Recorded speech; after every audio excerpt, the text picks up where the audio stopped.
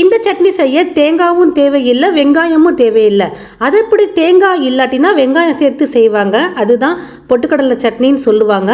ஆனால் இந்த சட்னியில் தேங்காயும் சேர்க்க போகிறதில்ல, வெங்காயமும் சேர்க்க போகிறதில்ல. ஆனால் ஒரு சூப்பர் காய் வச்சு செஞ்சுருக்கேன். டேஸ்ட்டு சும்மா வேறு லெவலில் இருந்துச்சு. இட்லி தோசைக்கு கண்டிப்பாக ட்ரை பண்ணுங்கள். நம்ம பேஜை ஃபாலோ பண்ணி லைக் பண்ணுங்கள், நம்ம சேனலை சப்ஸ்கிரைப் பண்ணிக்கோங்க. இப்போ ஒரு பேனில் 2 டேபிள் ஸ்பூன் எண்ணெய் சேர்த்துருக்கேன். அதில் 1 டேபிள் ஸ்பூன் அளவுக்கு கடலைப்பருப்பு, 1 டேபிள் ஸ்பூன் அளவுக்கு உளுந்து சேர்த்துக்கிறேன். இது லைட்டாக செவந்து வரட்டும்.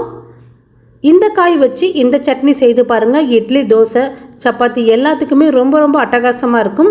கொஞ்சமாக 1/4 ஸ்பூன் அளவுக்கு சீரகம் சேர்த்துக்கிறேன். இப்போ இது கூட பூண்டு சேர்த்துக்கிறேன். சின்னதாக ஒரு பீஸ் இஞ்சி சேர்த்துக்கிறேன். அடுப்பு மீடியமாக வச்சு செய்யுங்க, நம்ம சேர்த்த பருப்பு கரிஞ்சிடக்கூடாது. இப்போ இதில் காரத்துக்கு பச்சை மிளகாய் சேர்த்துக்கிறேன். உங்களுக்கு எந்த அளவு வேணுமோ அந்த அளவு சேர்த்துக்கோங்க காரத்துக்கு பச்சை மிளகாய்.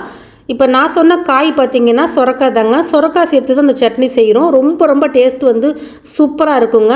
இந்த சொரக்காய் சேர்த்துட்டு பச்சை மிளகாயும் சொரக்காயும் சேர்த்துட்டு இந்த சொரக்காய் லைட்டாக வெந்து வரட்டுங்க.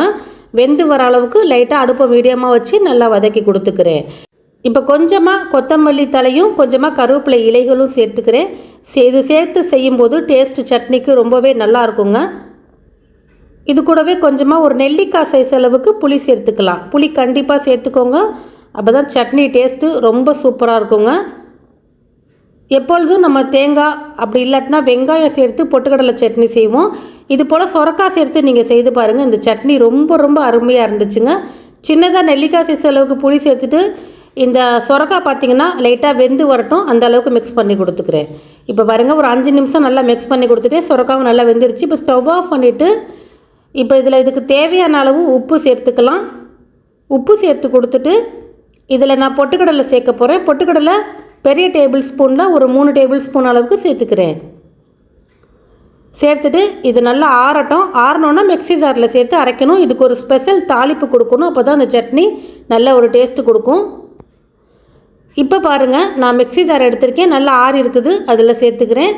ஃபுல்லாக முழுவதும் சேர்த்துட்டு கொஞ்சமாக தண்ணி விட்டு நல்லா நெய்ஸாக அரைச்சிக்கோங்க. குறப்பாக அரைக்கக்கூடாது, நல்லா நெய்ஸாகவே அரைச்சி எடுத்துகிட்டு வந்துடுங்க. இப்போ நல்லா நெய்ஸாக கொஞ்சமாக தண்ணி விட்டு அரைச்சி எடுத்துகிட்டு வந்துட்டேன். பாருங்கள், இந்த அளவுக்கு நெய்ஸாக இருக்கணும். இப்போ இது ஒரு பவுலில் சேர்த்துக்கிறேன். இதை நீங்கள் கட்டி சட்னியாக வேணாலும் சாப்பிட்லாம் இது போல்.